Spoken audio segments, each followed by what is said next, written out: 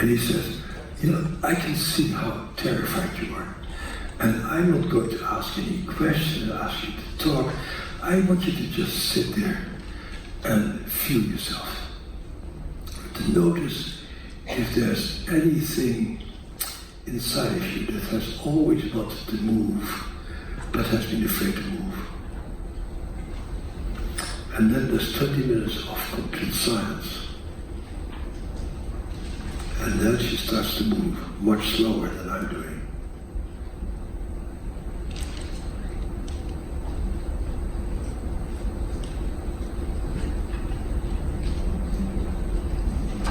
And she burst out crying, and I burst out crying. And she said, I did it. I told him to fuck off and to never come back. And I kicked him away from me. And I'm okay.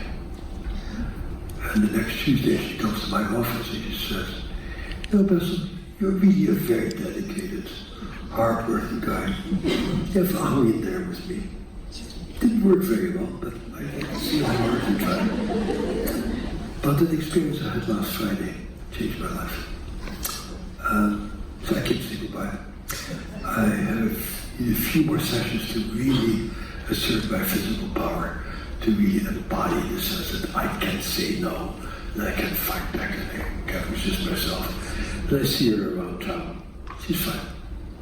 Dog is inside of your brain, so your therapist needs to be around to manage the dog for you. Oh my God, he's well done. Possible. That's how we do. Okay. Speak. Yep. I'll bite. Wait, the limbic system thinks of as a very independent person. You probably were really making things happen and taking initiatives and telling people what to do and all this sort of stuff, right? Yes. Right. And now you have this terrible accident, and the emotional brain of you tells you have no control over anything, you're going to die, terrible things are going to happen. And that keeps popping up all the time.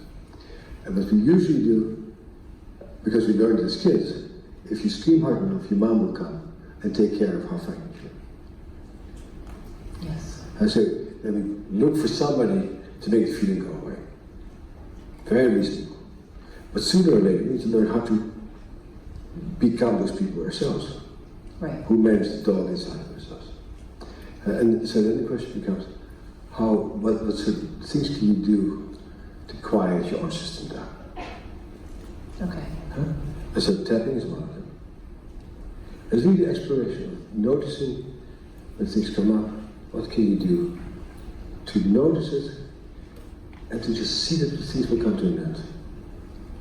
Because things always come to an end.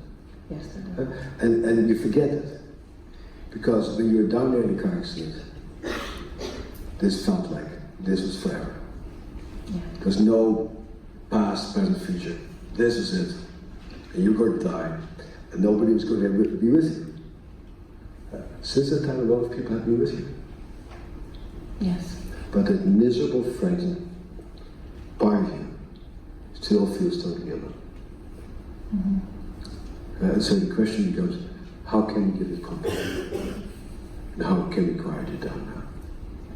Because the accident is over. Yes. You know? Thank God it's over. Yeah. But this part of the brain can say that, but this part of the brain doesn't know it yet. Doesn't buy it. Doesn't buy it. So what happens when we talk about it? Depends. Sometimes I can tell you a version that sounds like a version of my going to Stop and Shop to buy milk and bread. Right. I got that version down. Right. I tell that version to anybody. People get their Yep. cover story. Right. Right. Yeah. And then the other version of what really happened and how really awful it was, Yeah. I don't think I've told it to anybody. Yeah. And oftentimes people cannot tell it. This is really in the realm beyond language oftentimes in some ways. Yeah. There aren't enough words. There aren't enough words. People always say, you know, it's so what happened, but you really will never know how that happened. Right. That's how. There needs to be a worse word than horrible. Right. There's another issue which I'd like us to explore, and that is, you remember yourself back then, Yes. and how frightened you Yes. And how you've given up on it. Do you know how you feel about, when you think about yourself in that position, how do you feel about yourself? There. Sitting here now. Oh. Just sad. Sad that... You feel sad for that, Right. for that girl who was, it was a girl, right? It was child. Yeah. It was a girl. Thank you. Yeah. The helpless little girl. Helpless girl. I think It was child. And you feel sad for her. Yes. Can you think about ways that you wish you could have helped her? This actually is an extraordinarily uncommon response. And that's part of the reason why I'm showing this movie, because ordinarily, when you ask people who have been molested or beaten up, how do you feel about that little kid who was beaten up, little kid who got molested? The ordinary response is, I hate that kid. I can't stand that kid. That kid was so weak. That kid didn't fight back. That kid sucked up to the abuser. The kid never stood up for itself. The kid is a despicable child. And what you run into is this deep sense of self-hatred that I mentioned yesterday already, that is as bad or worse than how people were treated, and that self-hatred lives inside of people. Somebody just asked me, what do you think about sexual dysfunction after abuse? And I said, it's a very complex issue. And I was just one of the last people treated before I came to the flight to Australia, was a woman who had been raped repeatedly and who just gets very triggered and has been raped a number of times. And we did EMDR and some other techniques to quiet it down. And suddenly she said, you know, the worst part of it is I enjoyed it. My body responded to the rape and I had an orgasm. It took her 4 years to be able to say that. And the hatred she has for herself, for her body responding, and then she said, the only way I can get off is if I get beaten. And I've become a person who only sexually responds when I get hurt. And that is the stuff that is so agonizing for people to deal with and to confess, and all the shameful feelings that people carry in their bodies of what comes up and what sensations they have, which are basically unbearable sensations. I have another story about that that is so, makes this work so complex. I've had a woman who she's the subject of the yoga chapter in the book, a person I'm very, very fond of. After quite a few years of treatment, we come to this issue of sexual dysfunction. And I've always said to her, you need to have somebody work with your body. And my wife is a very, very skilled body worker, and she finally sees her, and it's been an agonizing experience. And so finally, she can tolerate somebody actually touching her body, and it's very emotional, a lot of emotion come up, all this stuff. And she comes and works with me, and she's completely mute and shut down. And I do EMDR with her, in complete silence. And she says, she was a very touch-deprived child. The only touch she ever got was being molested. And she got to feel that as being love. And she hates herself for confusing love with sexual molestation. So that's the sort of level of complexity that we deal with, the level of shame and self-hatred. And part of the reason why I'm showing this movie and why it's easy to show it is that this woman first had a car accident at age 60 or something. And so none of these earlier issues that really set your nervous system was affected by it. So she can just say, I feel so bad for myself lying onto that car accident, and there is no sense of shame or self-hatred, which is almost invariably there with child molestation. Someone to hold on to would have been a great help. To feel it. Feel the grief.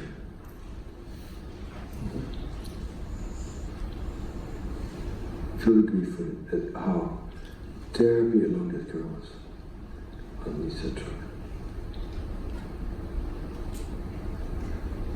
And tell her that you know how terribly lonely it was.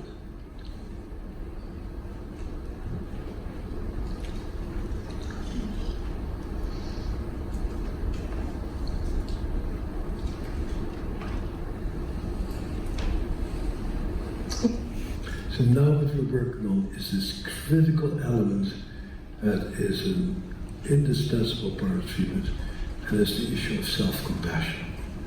And as always, people hate themselves for the role that they played in their own trauma, or the mixture of pleasure and terror that they felt during the molestation, and they don't deal with it.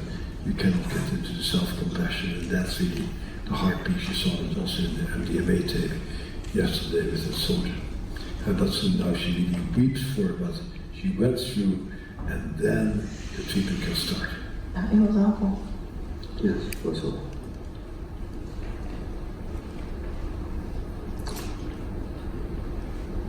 She did not deserve it.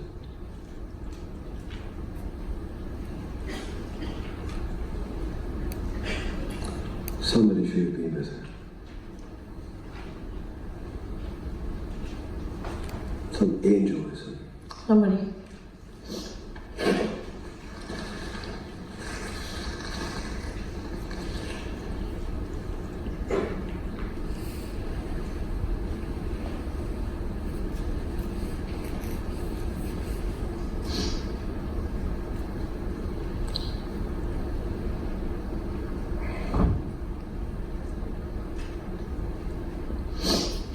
And eventually somebody came. Uh-huh.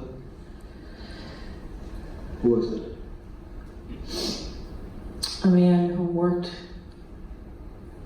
for Harvey Windows. Uh-huh. And he stopped his car and Uh-huh. crawled underneath the tanker trailer truck to... Uh-huh. What was it like? What was that Okay. like? What was it like for you to notice that he was coming? Relief, absolute relief. That somebody... When you think about it, you only When you feel it in your body, always stay with the body. Yeah.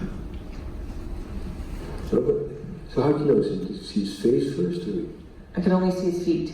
or you saw some feet? You saw some movement there. Right, that's all I could ever see was his feet. So try to really track that scene as well as you can. What you saw, what you heard, what you smelled.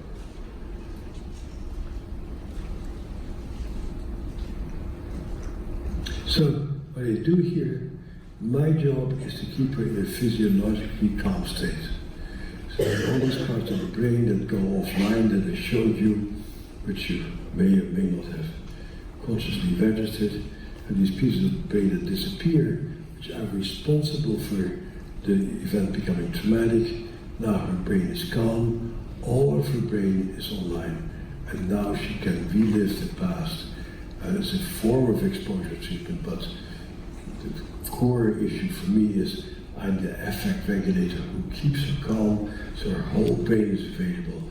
And once her whole brain is available, she can say, yeah, it sucked.